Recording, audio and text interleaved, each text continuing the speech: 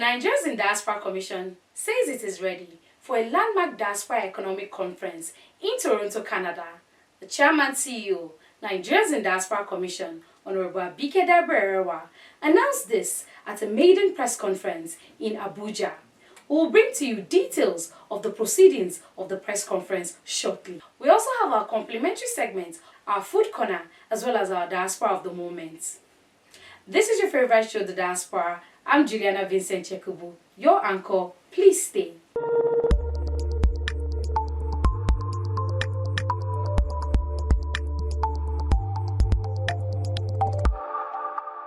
Describing the event as a landmark in diaspora engagement, Diaspora highlighted the strategic importance of transitioning from remittances for consumption to remittances for sustainable investment.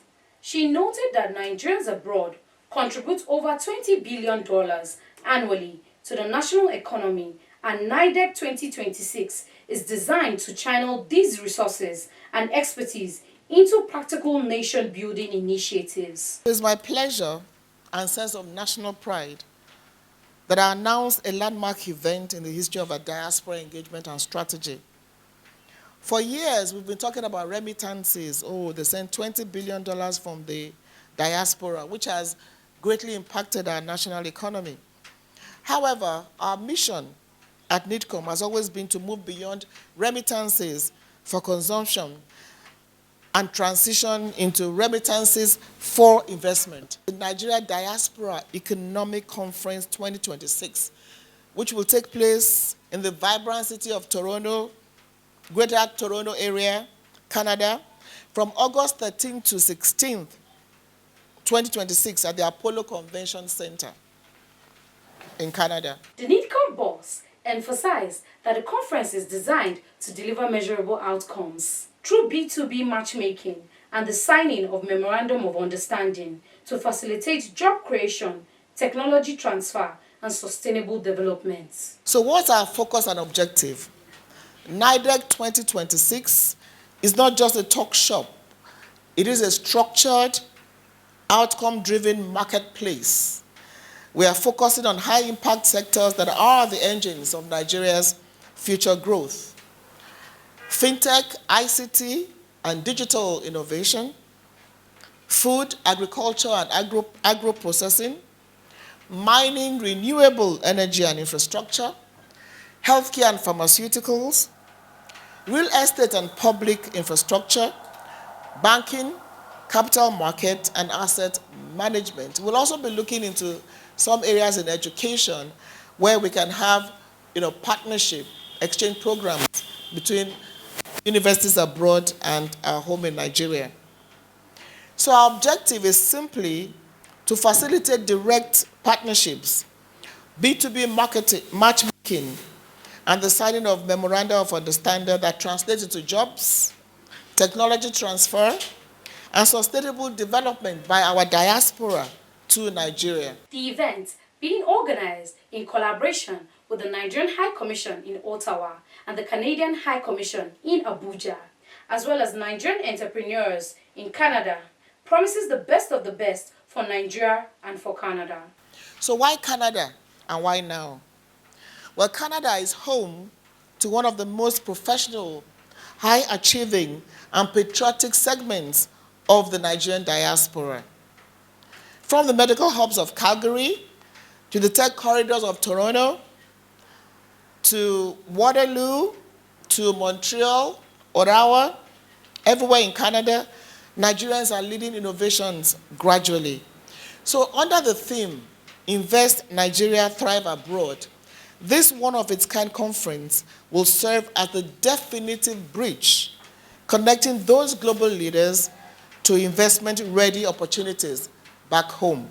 The NIDCOM chairman therefore called on Nigerian entrepreneurs, state governments with bankable projects, financial institutions, and diaspora professionals worldwide to actively participate.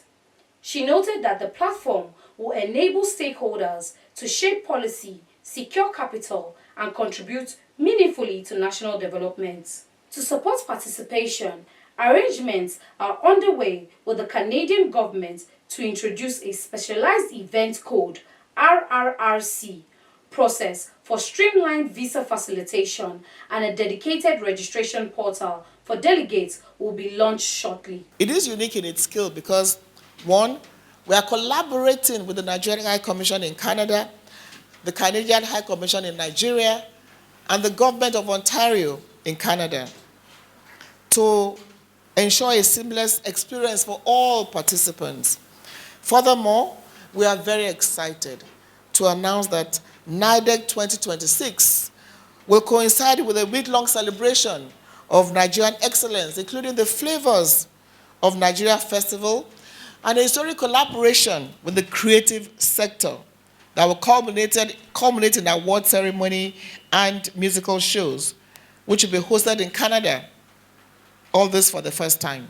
So we are calling on Nigerian entrepreneurs at home and in the diaspora, state governments with bankable projects, financial institutions, and our diaspora professionals worldwide.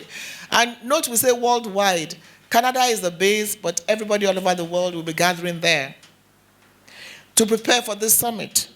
This is our platform to shape policy, secure capital, and play a direct role in the renewed agenda of President Bola Ahmed Tinubu, and our contribution to getting Nigeria to a $1 trillion economy. So we're initiating a specialized event code, RRRCC, process with the Canadian government to facilitate visa processing for legitimate delegates, and our standalone registration portal will be live in the coming days. So watch out for this. You don't want to miss this. Nigeria is open for business. Our diaspora is the key. And Toronto NIDEC 2026 is where the future begins. I thank you all for your attention as we look forward to this very, very purposeful event. Thank you all very much. NIDEC 2026 is expected to host government officials, investors, entrepreneurs, financial institutions, development partners, and diaspora professionals from across the globe, solidifying Nigeria's commitment to deepening diaspora investment and engagement. Better and therefore to make us represent our country better here and remit better funds back home. So this is very timely, very topical, and as Lamre say, I look forward to Calgary being the host next time we consider Canada to play in this. So thank you very much, everybody, and having discussion around some of these key challenges that we are having, it's very critical for us to be able to build a good content for this program, and we cannot overemphasize the importance of Africa as a continent, to every in the world right now. So it's very important for us to start having these discussions around what is critical to us, what's very, very essential to us as a nation, and then how can we see that partnership, happening over the next couple of years. So I'm happy. I used to live in Calgary, like I mentioned at the beginning of this thing. So right now I'm representing the Ottawa. I live in Ottawa, Montreal side, but have my office in Ottawa here. So I'm happy to be here, and it's nice meeting everyone. We've been able to get the venue. We're ready for the event. We're excited. We're bringing a lot of people on board. We have volunteers working with us, the whole community, Nigerian community, and the rest of the other stakeholders are all gearing up for the event. This is actually coming at the right time, in this moment in time, and we're glad it's coming to Canada. Even though we have loved to happen in Calgary, but we will take it as from Toronto. There are a lot of things that I think this conference will settle, especially in regards to some of the major challenges that Nigerians are facing here.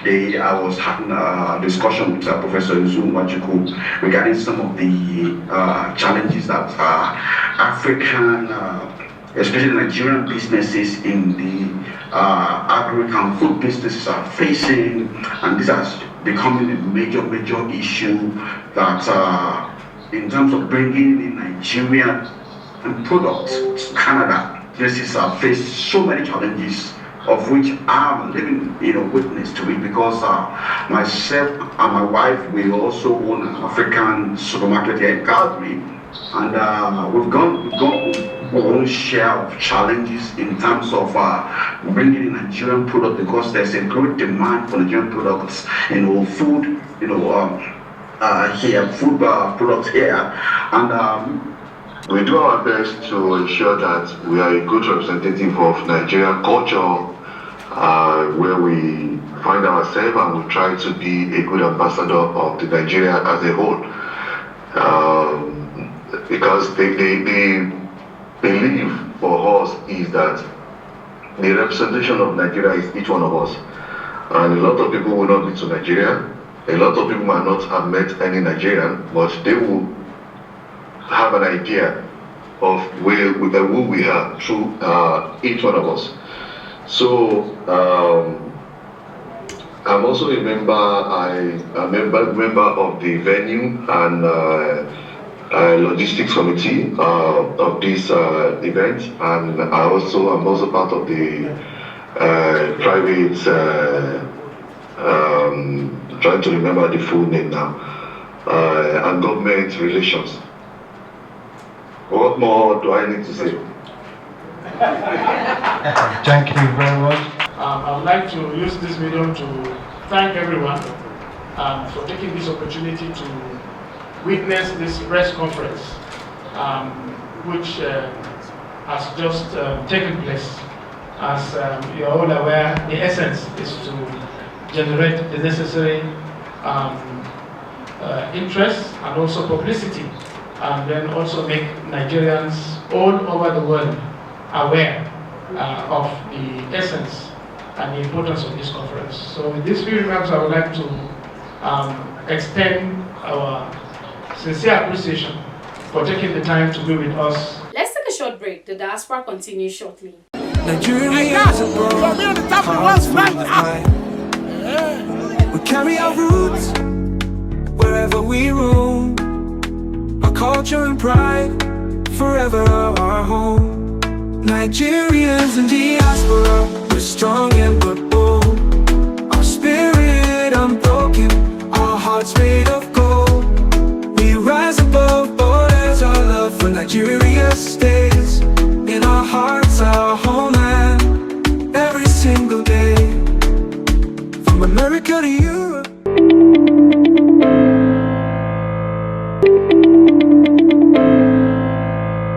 I'm here today to talk to you a little bit about health and wellness. Health and wellness is also performed by identifying and treating disease, but also by promoting health by healthy practices that you can perform on your own as an individual without necessarily going to see your physician. These include, number one, maintaining a healthy weight. A healthy weight, as calculated by your body mass index, is your weight in relation to your height. For instance, somebody who is 6 feet should or could weigh the same as somebody who is 5 feet if that person is overweight.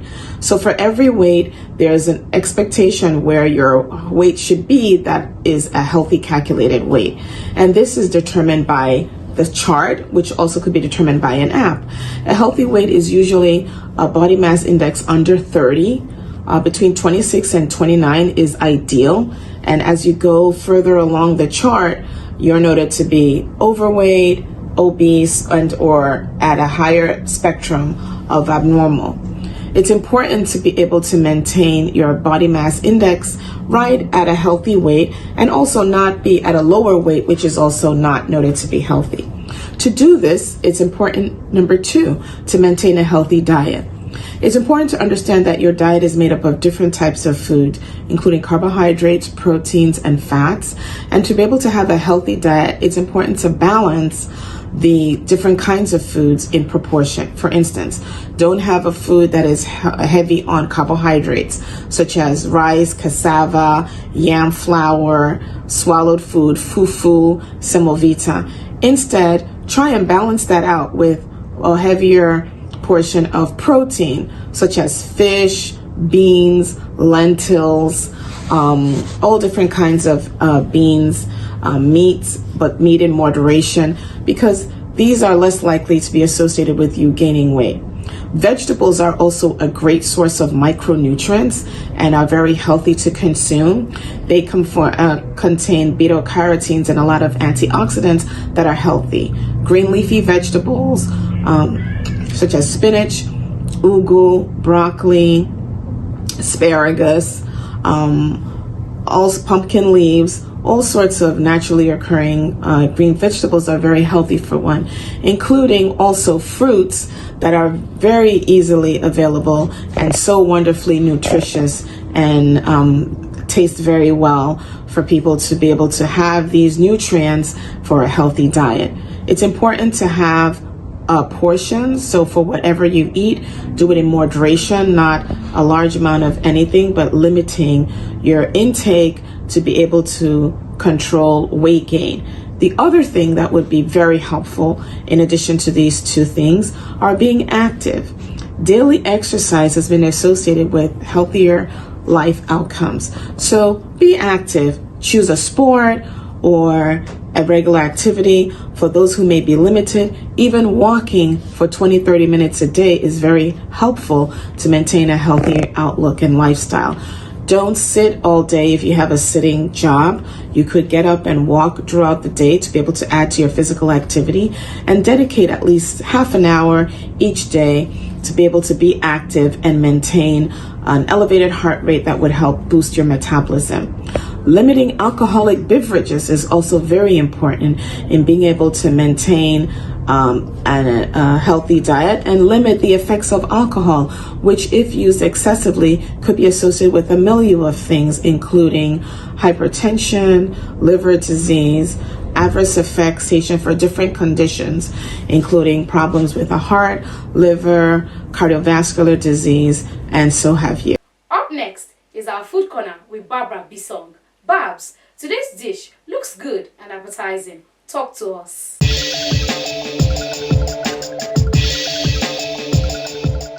Thank you, Julie. Welcome back to Food Corner, where little ingredients in your kitchen, in my kitchen, are being turned into something magical and amazing. Today we'll be doing something very, very simple that we all know: fluffy pancakes. It's not really my favorite, but it became my favorite because I know how to do it so well. And guess what? I taught my younger brother how to do it because it's something I know how to do so perfect. Let's go see how to make fluffy pancakes. If you're a lover of Nigerian pancakes, aka diet, then today is for you. Let us make it together. To your bowl, you want to add flour, sugar, and salt. These are your dry ingredients. Now add eggs depending on the quantity of flour you're using. Now introduce your liquid milk together with water. You want to make this loose, like this is not Oyibo pancake, okay? Now add pepper and onion. These are optional, but I mean it adds to the flavor. Okay, mix till you have a very loose batter, just as so. Grease your pan and you just want to take your time and fry this. Some people actually fry it with more oil, but this is fine for me. You can make your batter even more loose, and here you go. You have your Nigerian pancakes. These are so good, friends. You gotta try this one. And that was simple, right? Now some people love their pancakes without pepper and onions. Don't worry, you can still follow the same method without having to add all those. Thank you so much for joining Food Corner today. I remain Barbara Bisong. See you next week. Many thanks, Babs, for that mouth-watering dish. Next, to our Diaspora of the Moment with Esther Otiotio presenting. Our Diaspora of the Moment is Damilola Ogunbiyi. Damilola Ogunbiyi is a Nigerian energy expert, engineer, and global leader in sustainable development. She currently serves as CEO of Sustainable Energy for All, SE for All, Special Representative of the UN Secretary General for Sustainable Energy for All, and co-chair of UN Energy. Born in Nigeria, she earned a bachelor's degree in 2001 and a master's in project management for construction from the University of Brighton in 2002. She broke barriers early in her career as the first female general manager of the Lagos State Electricity Board 2011 to 2015, where she delivered over 100 megawatts of decentralized energy projects for hospitals, schools, and public facilities. She later served as Senior Special Assistant to the President on Power and head of the Advisory Power Team in Nigeria's Office of the Vice President 2015 to 2019. Leading the Power Sector Recovery Program as the first female managing director of the Nigerian Rural Electrification Agency, REA, she negotiated the 550 million Nigerian electrification project, backed by the World Bank and African Development Bank, which has provided clean energy access to over 8 million people through solar mini-grids and home systems. She also launched the Energizing Education Program for 37 universities and 7 teaching hospitals, and the Energizing Economics Initiative targeting 1.2 million SMEs. Since her UN appointment in 2020, Ogunbiyi has driven global efforts to end energy poverty, secure over $1.4 trillion in sustainable energy finance, and advance renewable energy transitions, especially in the global south. She's an honorary fellow of the Royal Academy of Engineering, was named as the Time 100 Climate List in 2024, and became the first Nigerian to receive the Time Earth Award in 2026. A passionate advocate for gender inclusion in energy, Ogunbiyi continues to shape international policy and investment for a cleaner, more equitable energy future. Congratulations, Damilola Ogunbiyi. We celebrate you as our diaspora of the moment. That has been the Diaspora for today. Tune in for repeat episodes of your favorite show, The Diaspora. I remain Juliana Vincent. Stay positive.